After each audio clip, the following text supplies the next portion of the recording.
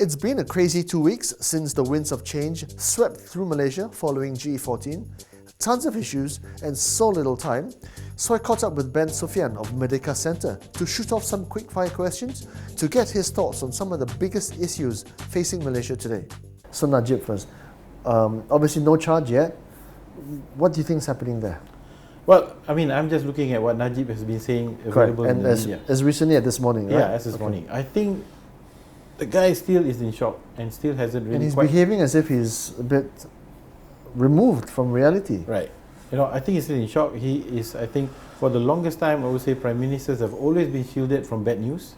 We know this from dealing with the politicians. A lot of people do not want to deal with bad news. Yeah. And I think that has become a culture where he didn't know the extent to which people dislike the administration that he led, dislike the way he has actually done things in the past, and have very negative perceptions about him. And I think he still hasn't quite grasped the enormity of the problems that the country is facing, and also the party and the leadership of the party that he previously led. So best case for him and worst case for him? Well, I think the best case for him is that he goes to, well, I think the only case for him situation right now is that I think he will have to face the law. Okay. And I think it's just the severity of the sentence lah. The question is, what will be the outcome? Will the outcome, vindicate whatever that he says that he's not culpable, or will it actually implicate him, and then the severity of the case? Guan Eng, is he going to be his own man, or is he going to dance to the beat of a different drum, or the man's drum? Well, I think Guan Eng will try to be close to the people's aspirations. Okay. I think the big question mark right now is, there is the finance ministry, there's this economics ministry. I'm trying to understand, what is under the purview of MOF now, and compared to the economics ministry that's under Azmin. So if Guan Eng is in charge of basically the accounting of the country's financial resources and tax collection, then I think he is pretty much going to have his work cut out for him to find ways to raise revenue, and also to cut the slack in terms of how things have been spent in the past. And I think the way he's handled Penang and his own background as an accountant, he should be able to do a great job at that. Okay, what about Mazli? Education. We thought Mahathir was going to be education, then bam, suddenly, right? What do you think? Well, Mazli, I think, is a fresh choice. But people are divided. Again, now the nation is divided on him, right?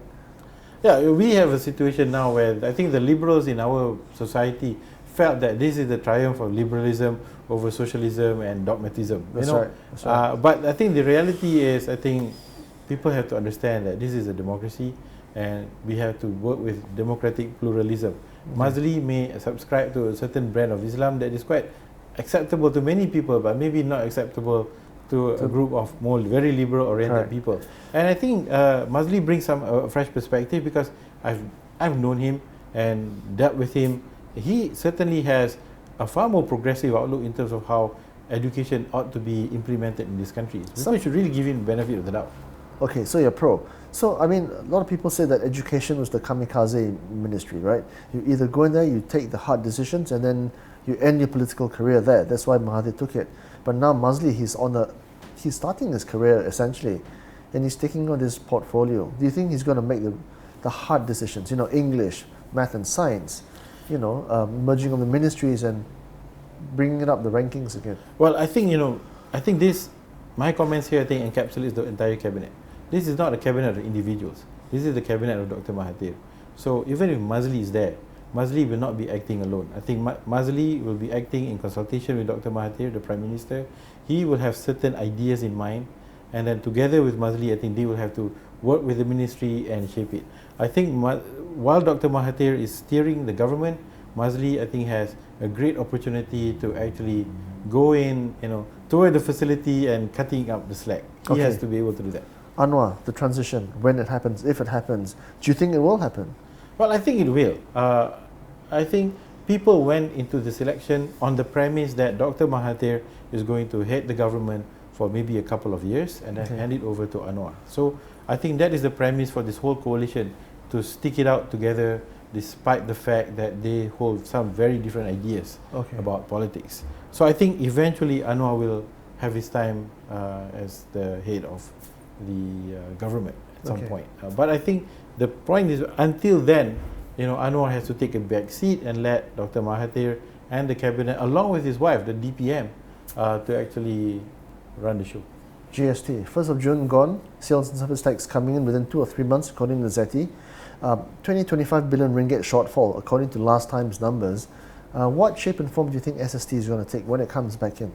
Well, I think, we understand that there's going to be a couple of months before it comes in. Much wider, much deeper this time. I would say much deeper, much wider, and so GST in disguise lah. We suspect so. Otherwise, how do you meet the shortfall, right? Correct. And the other thing is, I think it's going to build on the infrastructure that the GST has already been implemented. Meaning, I've spoken to some businesses. There's a bit of concern amongst businesses about how much they've invested in new systems, and then now they probably need to change things again. I think the new SST will have to be as sophisticated as the GST, and that it also has to have an ability to ride on the current infrastructure of collection as well as documentation. Meaning, people who ought to pay SST can't escape it as they did a long time ago. Of course. Okay, last one. Economy. 3 years' time, 5 years' time, what do you think is going to be? Better than what BN have done in the past, or just more pain in the middle and short term until benefit a little bit further along? Well, I think in the short term, we are going to see improved efficiency within government.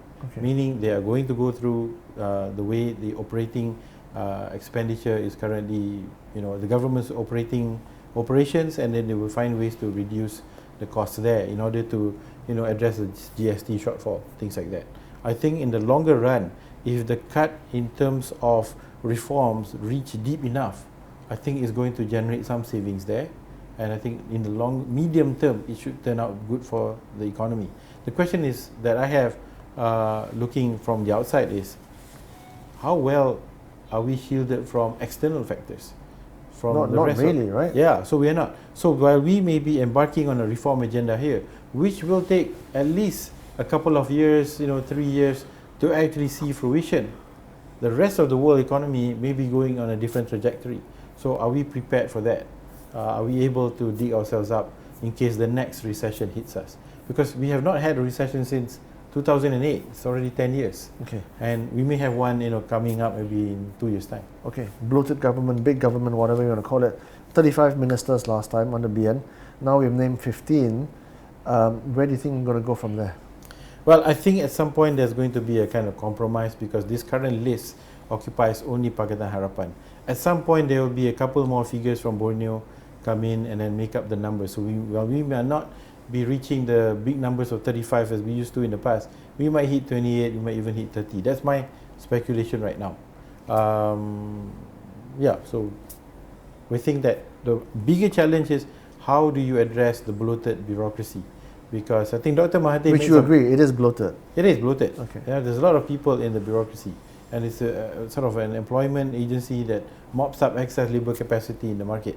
The question is, how does one work with that in a situation where the economy is only growing moderately, and at the same point you have large numbers of people coming out of colleges with high expectations that this reform should bring better economic well-being to the people. So the concern is that we may end up being like those post-Soviet situation where communism has gone, democracy is here, but suddenly people are not economically better off.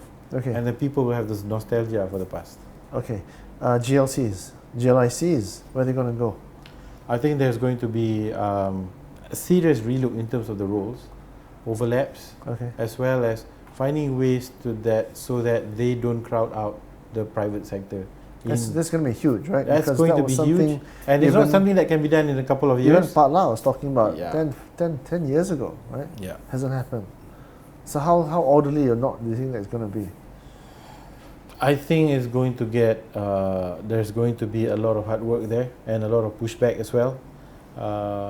And the other thing is, when I think the knife goes in to actually dig into what's going on, there might be opportunities for divestment as well as mergers and so on. To who though? It's not deep enough, right, the private sector. It can't go to foreign hands. Yeah. So how's it going to happen? Don't know. Don't know. That's going to be for the new economics minister to handle, along with the advisors. Azmin. Azmin. All right, man. Hey, thanks a lot. Thank you. Cheers.